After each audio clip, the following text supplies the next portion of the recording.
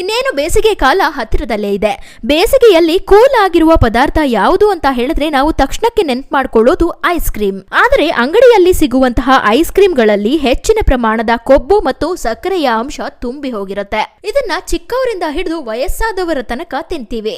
ಹಾಗೆ ಹೊರಗಡೆ ಸಿಗುವ ಐಸ್ ಕ್ರೀಮ್ಗಳಲ್ಲಿ ಕಲರ್ಸ್ ಅನ್ನ ಆಡ್ ಮಾಡಿರ್ತಾರೆ. ಇದು ನಮ್ಮ ದೇಹಕ್ಕೆ ತುಂಬಾನೇ ಹಾನಿಕಾರಕ ಮತ್ತು ಬೇಸಿಗೆಯಲ್ಲಿ ಅತಿಯಾಗಿ ಶುಗರ್ ಅನ್ನ ಸೇವನೆ ಮಾಡೋದ್ರಿಂದ ಕಾಯಿಲೆಗಳು ಹೆಚ್ಚಾಗತ್ತೆ. ಇದಕ್ಕೆ ಬದಲು ನಾವು ಮನೆಯಲ್ಲೇ ಐಸ್ ಕ್ರೀಮ್ ಗಳನ್ನ ಪ್ರಿಪೇರ್ ಮಾಡ್ಕೊಳ್ಬಹುದು. ಐಸ್ ಕ್ರೀಮ್ಗೆ ಮುಖ್ಯವಾಗಿ ಕ್ರೀಮ್ ಅನ್ನ ಹೇಗೆ ಮಾಡೋದು ಅಂದ್ರೆ, ಗಟ್ಟಿ ಹಾಲಿಗೆ ಬೆಲ್ಲ ಅಥವಾ ಕಲ್ಲು ಸಕ್ಕರೆಯನ್ನ ಮಿಕ್ಸ್ ಮಾಡಿ ಚೆನ್ನಾಗಿ ಕುದಿಸಿ ಅದನ್ನ ಒಂದು ಥಿಕ್ ಕನ್ಸಿಸ್ಟೆನ್ಸಿಗೆ ತಂದ್ಕೊಳ್ಬೇಕು. ನಂತರ ಇದಕ್ಕೆ ನಿಮಗೆ ಇಷ್ಟವಾದ ಫ್ರೂಟ್ಸ್ ಮತ್ತು ಡ್ರೈ ಫ್ರೂಟ್ಸ್ ಅನ್ನ ಹಾಕಿ 1 ನಿಮಿಷ ಕುದಿಸಬೇಕು.